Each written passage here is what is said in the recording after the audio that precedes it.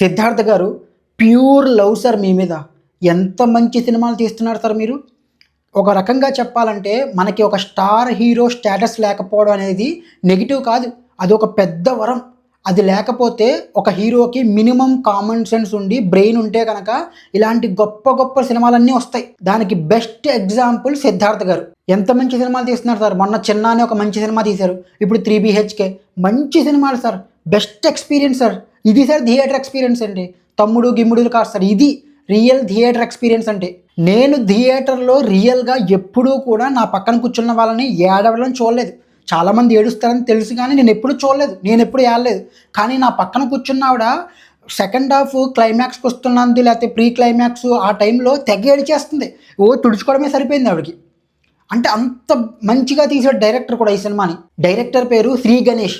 ఎంత బ్రహ్మాండంగా తీశాడు అంటే సినిమాని ఎంత ఎక్కువ చెప్పినా సరే ఆయన గురించి తక్కువే అవుతుంది. చాలా చాలా బెస్ట్ వర్క్ ఇచ్చాడు ఈ సినిమాకైతే. ఎవరైతే డైరెక్టర్ ఆస్పిరెంట్స్ ఉంటారో, అంటే డైరెక్టర్ అవ్వాలి అన్న అలాగా మీలాగా ఈవెన్ పెద్ద పెద్ద డైరెక్టర్లు కూడా ఈ డైరెక్టర్ని చూసి చాలా నేర్చుకోవాలి.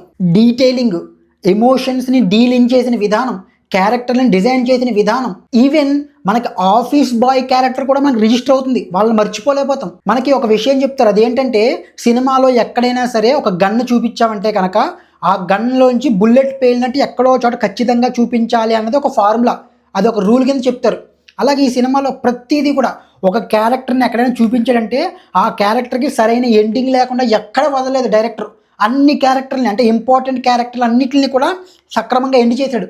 క్లైమాక్స్లో ఆ క్యారెక్టర్లు అన్నింటినీ కూడా తీసుకొచ్చి ఒక గెట్ టుగెదర్ లాగా చేసిన విధానం ఏదైతే ఉందో ఎక్సలెంట్ ఎక్సలెంట్. అసలు ఈ సినిమాలో నటించిన మెయిన్ క్యారెక్టర్ లీడ్స్ ఎవరైతే ఉన్నారో వాళ్ళైతే ఇచ్చి పడేశారు, బ్రహ్మాండంగా నటించారు. మన క్యారెక్టర్లు తప్ప ఆర్టిస్టులు కనిపించరు.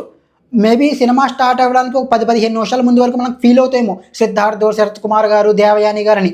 ఆ తర్వాత మనకు అసలు గుర్తే రాదు, ఆ క్యారెక్టర్లోనే మనం లీనమైపోతాం. అంతలో బ్రహ్మాండంగా నటించారు వాళ్ళు.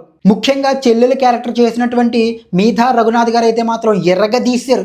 సెకండ్ హాఫ్లో అంటే ఆడవాళ్ళ బాధల గురించి, అంటే ఆవిడ పడుతున్న బాధల గురించి ఎక్స్ప్లెయిన్ చేసే సీన్ ఉంటుంది. సింగిల్ షాట్ ఆవిడ మీదే ఫోకస్ అయ్యి ఆవిడ మీదే కెమెరా పెట్టి తీశారు. ఆవిడ ఎంత బాగా చేసిందంటే ఆవిడలో ఒక ఫైర్నెస్ ఉంటుంది. మనం ఒక అమ్మవారిని చూస్తే ఎలా ఉంటుందో అలాంటి ఫీలింగ్ కలుగుతుంది. ఆ క్యారెక్టర్ డిజైన్ కూడా చాలా బాగా చేశారు డైరెక్టరు. ఆవిడైతే ఇచ్చి పడేసింది సినిమాలో. ఇంకా సిద్ధార్థ్ గారు అయితే ఏమి యాక్టింగ్ సార్, అది అసలు నిజంగా ఇచ్చి పడేశారు సార్. అసలు యాక్టింగు అసలు గిల్ట్ కానీ, ప్రెషర్ కానీ, భయం కానీ, బాధ కానీ, ప్రేమ కానీ మీరు స్క్రీన్ మీద ఫీల్ అవుతుంటే నేను ఫీల్ అయిపోతున్నాను. ఒక సెకండ్ హాఫ్లో ఒక సన్నివేశంలో ఏంటంటే జాబ్ మానేసి తండ్రి దగ్గరికి వచ్చి మళ్ళీ ఫెయిల్ అయ్యానని చెప్పి ఏడిచి కాళ్ళ మీద పడి ఏడుస్తాడు. లిటరల్గా నేను షివర్ అయ్యాను. అంత అద్భుతంగా నటించాడండి. ఏమి యాక్టింగ్ సార్, ఏమి సార్, లవ్ సార్ మీకు. డీటెయిలింగ్ అని చెప్పాను కదా, డైరెక్టర్ చిన్న చిన్న విషయాల్లో కూడా ఎంత బాగా చిత్రీకరించాడంటే సినిమాని. శరత్ కుమార్ గారికి ఫస్ట్ హాఫ్లో హార్ట్ అటాక్ వస్తుంది. హార్ట్ అటాక్ వచ్చి సర్జరీ అవుతుంది. సర్జరీ అయిన తర్వాత ఆయన లేచిన తర్వాత మొదటిగా తన భార్యని తిన్నావా అని అడుగుతాడు. అంటే అక్కడ తన భార్య మీద తనకున్న ఎఫెక్షన్ కనబడుతుంది. అది పెద్ద సీన్ కాకపోవచ్చు, పెద్ద డైలాగ్ కాకపోవచ్చు, కానీ ఎంత ఇంపాక్ట్ ఉంటుంది చూసే ఆడియన్స్ మీద. అలాగే సెకండ్ హాఫ్లో హీరో సిద్ధార్థ్ గారు నచ్చకుండా వేరే అమ్మాయిని పెళ్లి చేసుకోవాలని అనుకుంటారు. ఆ అమ్మాయి చాలా పొసెసివ్ అనమాట. అలాంటప్పుడు తను ఫస్ట్ హాఫ్లో చిన్నతనంలో బాగా ప్రేమించినటువంటి ఐశ్వర్య అనే ఆమెను మళ్ళీ కలుస్తాడు. కలిసిన తర్వాత ఏం అర్థం కాదు ఆమెను చేసుకోవాలా లేదని. ఆమెను కలవడానికి రాత్రి వస్తాడు. రాత్రి వచ్చిన తర్వాత ఆమె షాపింగ్ మాల్లో పనిచేస్తుంటుంది. ఈయన ఈయన ఈయన ఈయన ఫ్రంట్ ఉంటే షాపింగ్ మాల్ వెనకాల ఉంటుంది. షాపింగ్ మాల్లో ఉన్న లైట్లన్నీ ఆగిపోతాయి. అంటే ఏంటి, సిద్ధార్థ లైఫ్లో వెలుతురంతా ఆగిపోయింది, వెలుతురు లేదని ఇండైరెక్ట్గా చెప్తున్న డైరెక్టర్. ఎంత బాగా అనిపించింది అంటే నాకు చూస్తున్నప్పుడే చాలా బాగా అనిపించింది. దర్శకుడు సినిమాని చాలా ఆథెంటిక్గా తీశాడు. ఆథెంటిక్గా తీయడం అంటే ఏంటంటే మనం ఒక సీన్ని సినిమాలో చూస్తున్నప్పుడు ఇది రియల్ లైఫ్లో జరగదే, మనకు ఎప్పుడు ఇలా జరగలేదే అన్న భావన మనకు కలగకుండా ఉంటే చాలు, అదే ఆథెంటిక్. మనం మరీ ఫార్మల్ కనిపెట్టేసి ఏమి చేయని అవసరం లేదు. దర్శకులు ఎగ్జామ్స్ కానీ యూనిఫామ్స్ కానీ, ఒక్క యూనిఫామ్స్ నాకు నచ్చలేదు కానీ ఎగ్జామ్ రాసే విధానం కానీ, ఒక ఇంటర్మీడియట్ ఎగ్జామ్ రాస్తాడు ఎంత బాగా చేశాడంటే అక్కడ సౌండ్ డిజైన్ కానీ ఎఫెక్ట్ కానీ చాలా బాగుంటాయి. ఇంటర్వ్యూ అటెండ్ అయ్యే విధానం కానీ, ఇంటర్వ్యూ కానీ, సాఫ్ట్వేర్ కంపెనీస్లో హయ్యర్ అఫీషియల్స్ మేనేజర్స్ ఎలా ఉంటారన్నది కానీ, లేకపోతే తండ్రి కొడుకుల మధ్య రిలేషన్షిప్ కానీ, చెల్లి అన్నల మధ్య రిలేషన్షిప్, అమ్మ ఎలా ఫీల్ అవుతుంది, భార్య ఎలా ఉండాలి, ఇవన్నీ కూడా భలే తీసాడని డైరెక్టరు. ఎవ్వరూ కూడా మనకు నెగిటివ్గా అనిపించరు. దానికి కారణం ఏంటంటే రియల్ లైఫ్లో క్యారెక్టర్లు అలాగే ఉంటాయేమో, అలాగే బిహేవ్ చేస్తారేమో అన్న భావన మనకు కలుగుతుంది. అది పెద్ద సక్సెస్ డైరెక్టర్కి. దర్శకుడు అన్ని రకాల ఎమోషన్స్ని కూడా కథలో నుంచే రప్పించగలిగాడు. ఈవెన్ కామెడీ కూడా. నేను యోగి బాబు గారి కామెడీకి ఎప్పుడూ నవ్వలేదు. అలాంటిది ఈ సినిమాలో విపరీతంగా నవ్వుకున్నాను. యోగి బాబు గారి కామెడీ నాకు ఎంతలా నచ్చడం ఇదే మొదటిసారి. మాటలు, సినిమాలో డైలాగ్స్ ఎంత చక్కగా రాశారంటే ఒక మాట ఎక్కువ కాదు, ఒక మాట తక్కువ కాదుకుండా ఎఫెక్టివ్గా ఉంటాయి. ఎస్పెషల్లీ తన చెల్లెలు తన బాధ గురించి చెప్పే ఆ సన్నివేశం ఏదైతే ఉందో చాలా బాగా రాశాడు. ఒకవేళ అవసరం లేదనుకోండి అక్కడ డైలాగ్ ఉంటుంది, అక్కడ జస్ట్ ఎక్స్ప్రెషన్ ఇచ్చేసి వెళ్ళిపోతారు ఆర్టిస్టులు అంతే. అది చాలా గొప్ప విషయం. ప్రతిదీ కూడా మాటలతోనే చెప్పాల్సిన అవసరం లేదు. ఆ విషయాన్ని దర్శకుడు చాలా చక్కగా గ్రహించి దాన్ని అమలు చేశాడు కూడా ఈ సినిమాలో. ఇలాంటి ఒక ఫ్యామిలీ డ్రామా సినిమాలో ఎలాంటి స్టార్ క్యాస్ట్లు, హంగులు, ఆర్భాటాలు లేని ఇలాంటి సినిమాని ఒక సైలెంట్గా ఉండే మల్టీప్లెక్స్ సినిమాలో థియేటర్లో ఆడియన్స్ అరిచారు, ఏడ్చారు, చప్పట్లు కొట్టారు, కేకలు వేశారు. విజువల్ మూమెంట్స్ దర్శకుడు ఎక్కేసాడండి. ఒక మెట్టు కాదు, చాలా మెట్లు ఎక్కేసాడు. మనం దర్శకుడిని ఇలా తల పైకెత్తే చూడాలి తప్ప కిందని ఇలా సరిసమానంగా కూడా చూడలేం. అంత పైకి ఎక్కేసాడు దర్శకుడు. అన్ని మెట్లు ఎక్కేసాడు. మిడిల్ క్లాస్ ఫ్యామిలీస్కి, పేరెంట్స్కి చాలా స్ట్రాంగ్ ఒపీనియన్స్ ఉంటాయి. వాళ్ళు అందులో నుంచి బయటికి రాలేరు. అవే కరెక్టు, అదే అలాగే ఉండాలనుకుంటారు వాళ్ళు. కానీ వాటిని తప్పు అని డైరెక్టర్ ఎంత ఎఫెక్టివ్గా చెప్పాడంటే కొట్టకుండా చెప్పినట్టు చెప్పాడు. ఇప్పుడు వీళ్ళ లైఫ్లో సక్సెస్ అవ్వరు, చదువు లేదు, మేము అందుకే సక్సెస్ కాలేదు అంటారు పేరెంట్స్. నువ్వేనా చదువుకో, నువ్వేనా మంచి ఉద్యోగం చేయి, నువ్వేనా మాకు ఇల్లు కట్టు, నువ్వేనా మాకు, ఇలాంటి చాలా ప్రెషర్స్ పిల్లల మీద తెలియకుండా పేరెంట్స్ పెడుతూ ఉంటారు. అది ఎలా ఉంటుందంటే తెలియని కత్తి ఎక్కడ ఉందో తెలియదు, మనకు కోసుకుపోద్ది ఇలాగా. ఈ సినిమాలో సిద్ధార్థ్ గారు ఆ ప్రెషర్ని చాలా ఫీల్ అవుతారు. ఆయన ఫీల్ అవుతుంటే మనం ఫీల్ అవుతాం. ఎందుకంటే అది రియల్గా అలాగే జరుగుతుంది. దాని గురించి చెప్పాడు.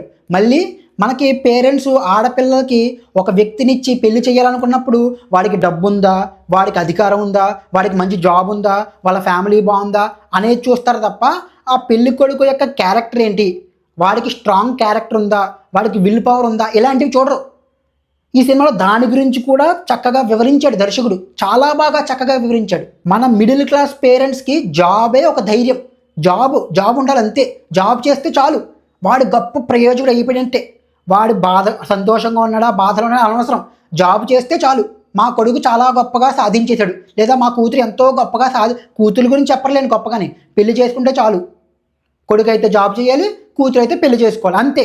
మనకి జాబ్ అయినా పెళ్ళైనా నచ్చినా నచ్చకపోయినా అడ్జస్ట్ అయ్యి చెయ్యాలి. అలాగైతేనే బ్రతకగలం మన లైఫ్లో. ఇదే పేరెంట్స్ యొక్క థియరీ.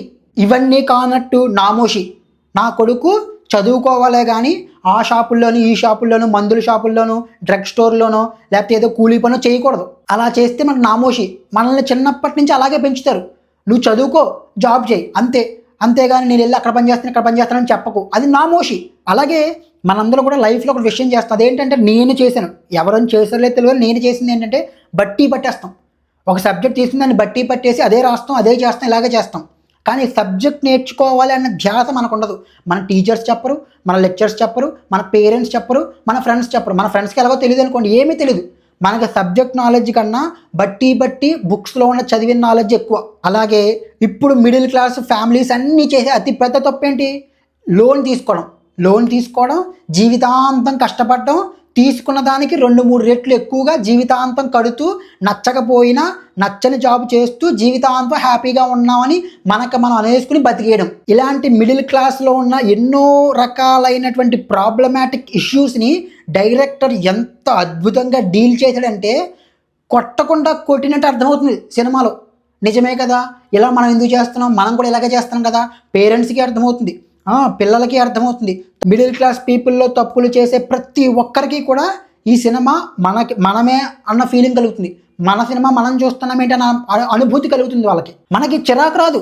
సినిమాలో హీరో కానీ హీరో తండ్రి కానీ ఫెయిల్ అవుతూనే ఉంటారు. సినిమా అంతా హీరో ఫెయిల్ అవుతూనే ఉంటాడు. ఒక్క క్లైమాక్స్లో తప్పిస్తే సినిమా ఫెయిల్ అవుతూనే ఉంటాడు హీరో. అయినా సరే మనకు చిరాకు రాదు. ఎందుకు?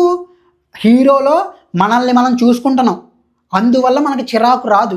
కేవలం అది ఒక్కటే కాదు, దర్శకుడు చిరాకు రాకుండా అంత అద్భుతంగా తీశాడు సినిమాని. ఇంకా ఈ సినిమా ఎంత అద్భుతంగా నాకు నచ్చినప్పటికీ కూడా నేను 2-3 విషయాల్ని మారుస్తాను ఈ సినిమాలో, నేను డైరెక్టర్ని అయితే. అదేమిటంటే first of all makeup artist బాగాలేదండి. మేకప్ ఫస్ట్ ఎందుకంటే ఈ సినిమా ఒక పీరియడ్లో జరగదు, ఒక జీవితం అంతా జరుగుతుంటుంది సినిమా. 2007, 2006 ఆ టైం నుంచి 2027, 2030 వరకు కూడా జరుగుతూ ఉంటుంది సినిమా. అంతకాలం జరుగుతున్నప్పుడు ట్రాన్సిషన్ మారుతుంటారు కదా మనుషులు. ఆ ట్రాన్సిషన్లో కొంచెం బ్లాక్ వేయడాలు, డార్క్ షేడ్స్ వేయడాలు, ఎస్పెషల్లీ సిద్ధార్థ్ గారికి డార్క్ షేడ్ వేస్తారు. అలాగా బాగాలేదు ఆ డార్క్ షేడ్. శరత్ కుమార్ గారికి వేసిన మేకప్ కూడా అంత ఆథెంటిక్గా లేదు, అది కొంచెం మార్చాల్సింది.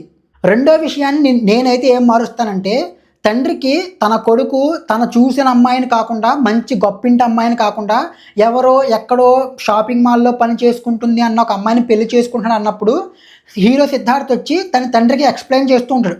ఆ ఎక్స్ప్లెనేషన్లో నేనైతే ఏం చేస్తానంటే, నాన్న నీకు అమ్మ ఉంది కాబట్టే నువ్వు ఇంత అంటే, ఆ తల్లి ఎప్పుడు ఏమీ అడగదు, ఎక్కడైనా సరే సంతోషంగా ఉంటుంది అడ్జస్ట్ అయ్యి. అలాంటి భార్య దొరకడం చాలా అదృష్టం ఒక భర్తకి. ఎస్పెషల్లీ మిడిల్ క్లాస్ హస్బెండ్కి చాలా ఇంపార్టెంట్ అర్థం చేసుకునే భార్య దొరకడం. నేనైతే ఏం చేస్తానంటే, నాన్న నీకు ఇలాంటి అమ్మలాంటి ఇంత అద్భుతమైన భార్య దొరికింది కాబట్టే నువ్వు ఏమీ లేకపోయినా ఇంత సంతోషంగా జీవితాన్ని గడపగలిగావు. నేను కూడా ఆ అమ్మాయి అమ్మలాంటిది, ఆ అమ్మాయి కూడా అమ్మలాంటి వ్యక్తిత్వం ఉన్నది, ఆ అమ్మాయిని పెళ్లి చేసుకుంటే నీలాగా నేను కూడా సంతోషంగా ఉంటాను అని నేను చెప్తును డైరెక్టర్ అయితే. అలా చెప్పుంటే బాగుండే అన్న భావన కలిగింది నాకైతే. అంటే ఇంకా కంప్లీట్గా నెగిటివ్ కాదు, కానీ ఇది ఇప్పుడు అనవసరమే, ఎందుకు బలవంతంగా తీసుకొచ్చి డైరెక్టర్ పెట్టాడే అన్న భావన కలిగింది అయితే మాత్రం. హీరోకి ఒక ఫ్రెండ్ ఉంటాడు, మచ్చా మచ్చాని కేకేసుకుంటారు వాళ్ళిద్దరని. ఆ ఫ్రెండ్ ఏమంటాడంటే, నన్ను స్కూల్లో కూడా రానివ్వలేదు, నేను బయటుండి చదువుకున్నాను, నేను ఎక్కడి దాకా రావడమే గొప్ప అని అంటాడు. ఈ రోజుల్లో కూడా ఇంకా కుల వివక్ష చూపించి స్కూల్లోకి రానివ్వకుండా, ఎప్పుడో అంబేద్కర్ కాలంలో జరిగిందంటే ఒప్పుకోవచ్చు, ఇప్పటికి అలా లేదు కదండి. ఎక్కడో మారుమూల గ్రామాల్లోనో తెలియకుండా ఎక్కడో జరగదు తప్ప యూనివర్సల్గా అయితే ఆ ప్రాబ్లం లేదు. కుల వివక్ష అనేది స్కూల్స్లో అయితే లేదు, అందరూ చదువుకున్నారు, అన్ని కులాలు చదువుకున్నారు. ఇంకా దాన్ని ఇప్పటికీ ఉంది అని చూపించాల్సిన అవసరం లేదు అన్నది నా భావన. అది సినిమా ఏం చెప్తుందంటే, సినిమా చెప్పకపోయినా నేను చెప్తుంది ఏంటంటే, రిస్క్ చెయ్యాలి, మనకు నచ్చిన పని కోసం మనకు రిస్క్ చెయ్యాలి. జాబులు చేస్తున్నా అవి చేస్తున్నా కొన్నాళ్ళు కష్టపడచ్చు, కానీ ఖచ్చితంగా సక్సెస్ అవుతాము. దాని మీదే ఏకాగ్రత పెట్టి నచ్చిన పనిని కష్టపడి చేస్తే సక్సెస్ వస్తుంది. సక్సెస్ అవ్వాలి, తర్వాత ఆటోమేటిక్గా డబ్బు అదే వస్తుందండి. తర్వాత ఆటోమేటిక్గా సక్సెస్ అన్నీ వచ్చేస్తాయి, అన్ని రకాలు మనం జీవితంలో కోల్పోయిన అన్ని వస్తువులు వచ్చేస్తాయి. కాబట్టి రిస్క్ చేయాలి, మనం నచ్చిన పని చేయాలి, సక్సెస్ అవ్వాలి. అదే సూత్రం, అదే ఈ సినిమా కూడా చెప్తుంది నాకు అర్థమైనంత వరకు. That's it. జై హింద్.